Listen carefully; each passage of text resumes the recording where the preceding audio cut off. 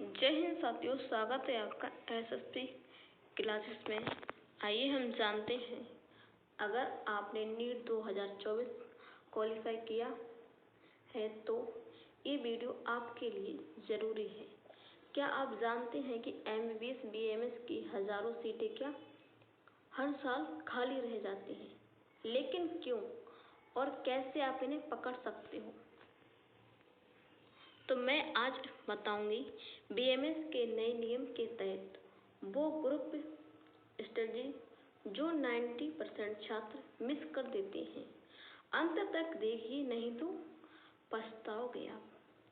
Like करो, share करो और अभी बेल आइकन दबाओ, क्योंकि बीएमएस में क्या नए नियम लागू हुआ है, ये जानकारी कहीं और नहीं मिलेगी।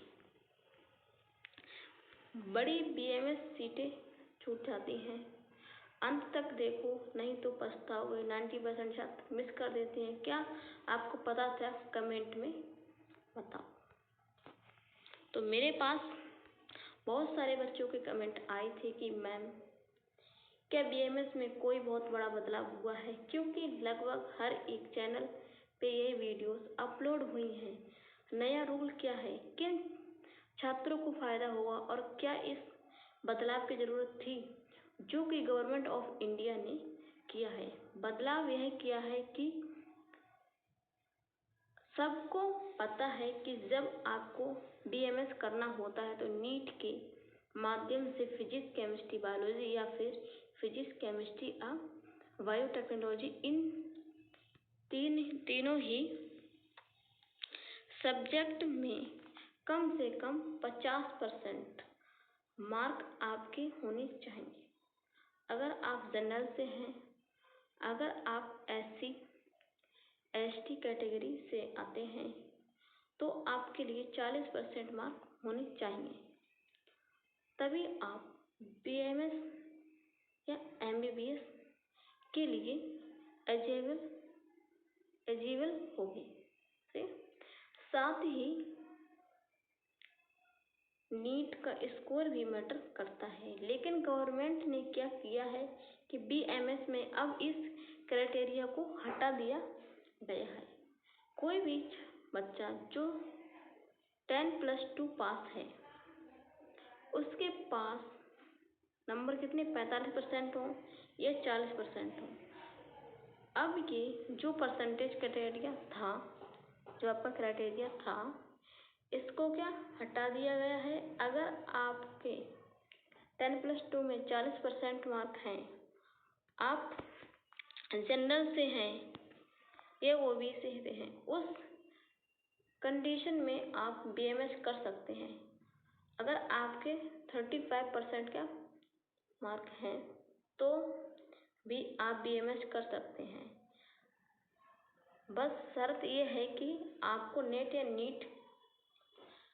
नीट का एग्जाम का ज़रूरी है, तो नीट क्वालिफाई किया हो। अब क्वालिफाई का मतलब ये है कि 720 में से अगर आपके 125 नंबर ले आते हैं तो आप भी नीट क्वालिफाई कर चुके हैं।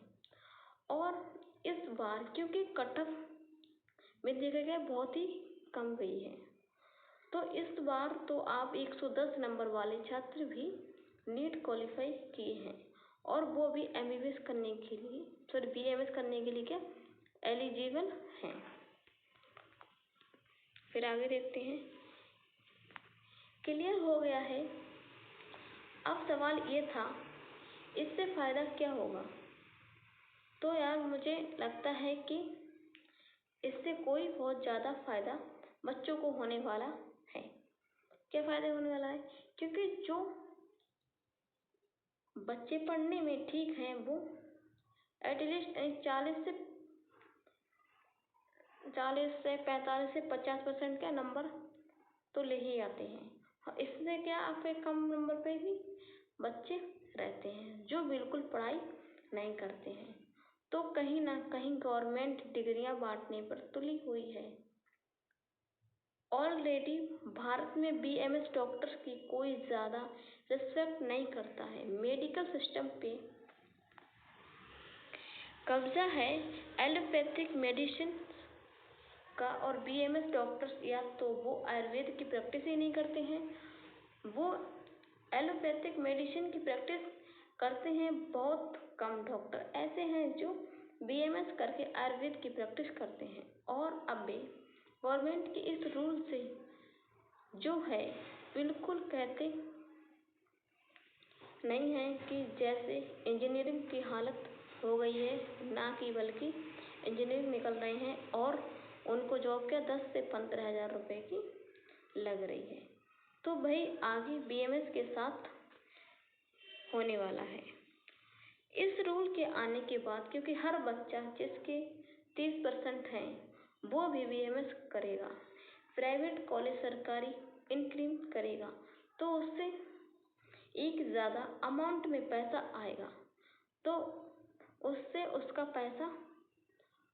क्या फ़ायदा होगा। तो आप सबको पता है कि अवार्ड के एमबीबीएस का पूरा खर्चा 30 से 35 लाख होता है, लेकिन भाई एमबीबीएस की इंडिया में जो होती है पढ़ाई वो करोड़ों में होती है।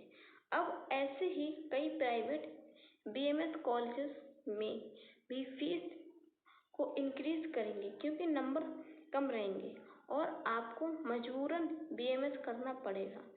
तो ये थी पूरी अपडेट मैंने बता दी है। जो इसको अच्छा समझे उसके लिए अच्छी चीज़ है और जो इसको बुरा समझे उसके लिए क्या बुरी चीज़ है।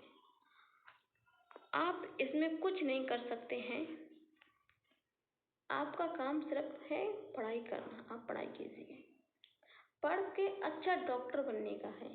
ऐसे ही अन्य जानकारी और वीडियो देखने के लिए चैनल को सब्सक्राइब करें, वीडियो अगर अच्छी लगी तो आपको वीडियो को लाइक और शेयर कीजिए। आप सभी के कितने नंबर और कितना स्कोर आ रहा है और कितनी रैंक वाइज आए हैं वो हमें क्या कमेंट के माध्यम से आप बताइए।